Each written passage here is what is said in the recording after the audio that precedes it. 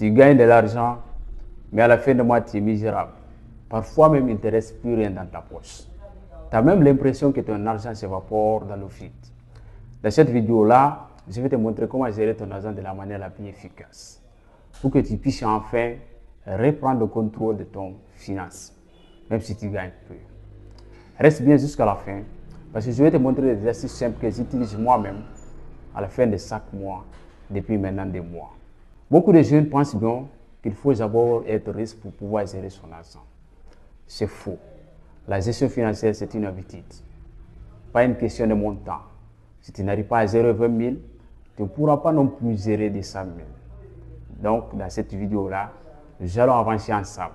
Nous allons poser les jalons, les bases. Règle numéro 1. Note tout ce que tu gagnes et tout ce que tu dépenses. Tu n'as pas besoin d'une application compliquée ou coûteuse qui te carcasse la tête.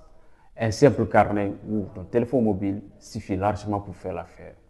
Tout ce que tu ne contrôles pas, tout ce que tu ne mesures pas, tu ne peux pas améliorer. La gestion financière commence le jour où que tu commences à avoir le contrôle total de la rentrée et de la sortie de ton argent. Règle numéro 2, c'est la budgétisation. Fais le budget 50-30-20. Répartis comme suit. 50% pour tes dépenses, c'est-à-dire pour tes besoins personnels, la nourriture, le logement et le transport.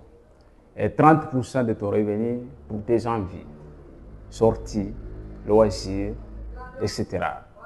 Et 20% de ton revenu pour ton futur, l'investissement ou l'épargne. Ne dis pas c'est petit. À chaque fin de mois, mets quelque chose de côté, même si c'est peu. 100, 200, ce n'est pas petit. Ce qui compte, c'est la discipline. Règle numéro 3. Créer une boîte de sécurité. Une boîte de sécurité.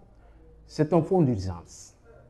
Objectif, 3 à 6 mois de dépenses. Pourquoi? Parce que l'imprévu ne doit pas être une catastrophe financière pour toi. Pose-toi la question suivante. Est-ce que si tu perds ton boulot aujourd'hui, tu peux tenir? Est-ce que si tu perds ton téléphone aujourd'hui, tu peux tenir? Est-ce que? La réponse à ces questions-là détermineront l'importance de la création de cette boîte de sécurité d'urgence. Règle numéro 4. Investis dans ta tête avant ton portefeuille. C'est bien beau d'investir, de créer des business et autres. Mais avant d'investir dans un business, investis dans tes compétences d'abord. Forme-toi, lis, regarde des contenus qui t'élèvent. Ton esprit, c'est ton premier actif. N'écoute pas ces gens, ces genres de personnes qui te disent telle formation coûte cher, telle formation coûte cher. C'est bien vrai. Les formations ne sont pas aussi coûteuses que ça.